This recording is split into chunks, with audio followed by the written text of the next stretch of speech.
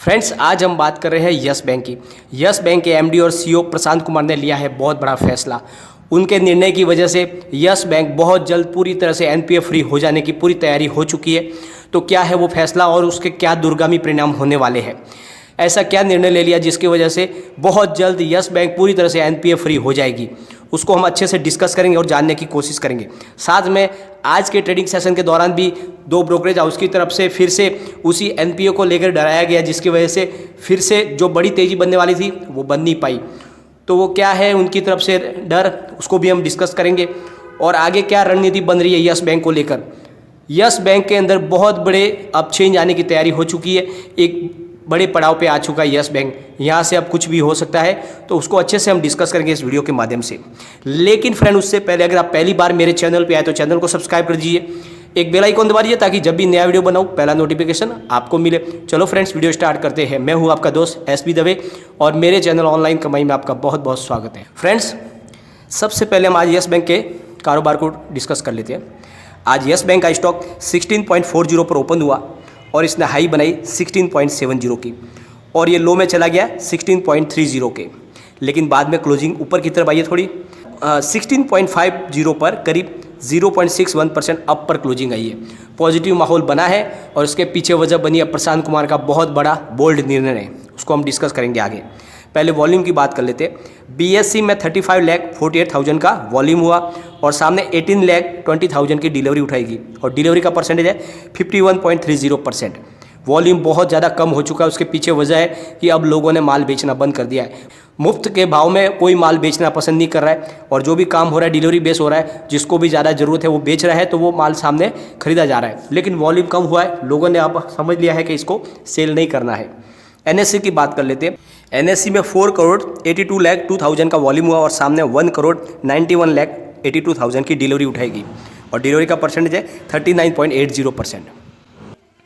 Delivery लगातार कम हो रही है। उसके पीछे वजह है कि अब लोग समझ गए हैं यस बैंक में लॉस बुक नहीं करना है, लेकिन कोई नई पोजीशन भी नहीं बना पा रहा है और इसी वजह से अभी फ़िलहाल वॉल्यूम कम है और ये अच्छी बात है।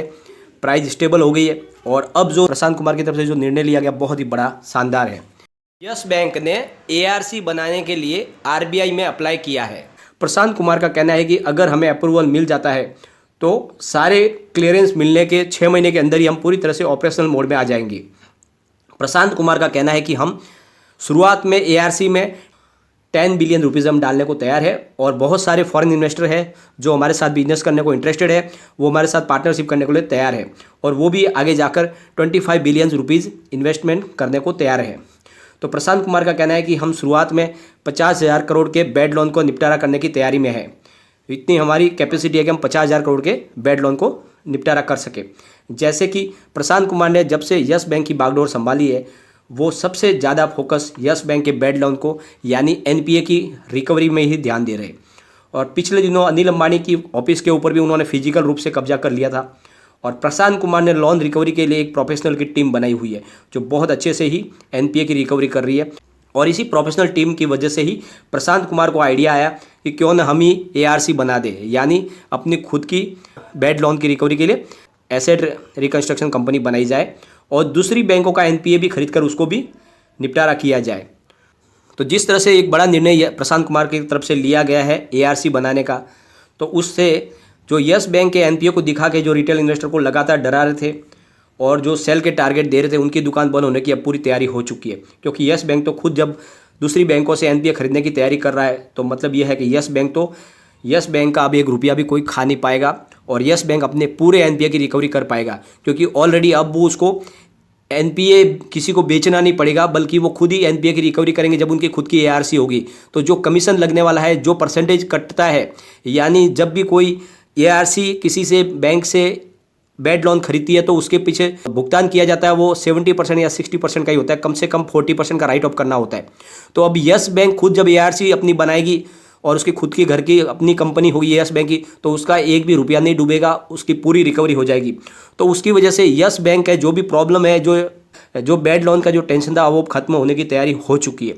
और साथ में यस बैंक जिस तरह से कमर कस ली है प्रशांत कुमार ने, लग रहा है कि अब जो उनकी टीम है प्रोफेशनल, वो 1 रुपया भी छोड़ने वाली नहीं है।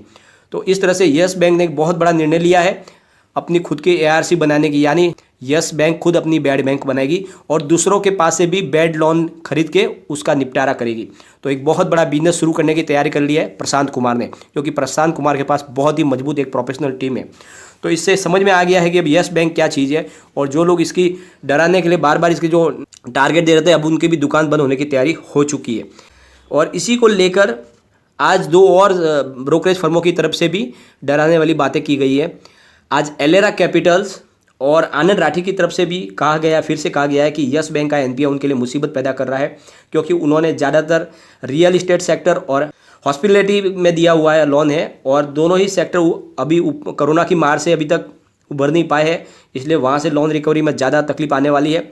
तो इस वजह से जो यस बैंक का लोन है बहुत जल्द रिकवर नहीं हो पाएगा, तो ऐसा उन्होंने डर व्यक्त किया है, और इसी वजह से माहौल बनता है पैनिक। लेकिन अब वो ज़्यादा दिन तक चलने वाला नहीं है, क्योंकि यस बैंक ने बहुत बड़ा निर्णय लिया। वो अब खुद की ARC यानी एसेट रिकंस्ट्रक्शन कंपनी, या दूसरे शब्दों में कहे तो बैड बैंक बनाने जा रही है।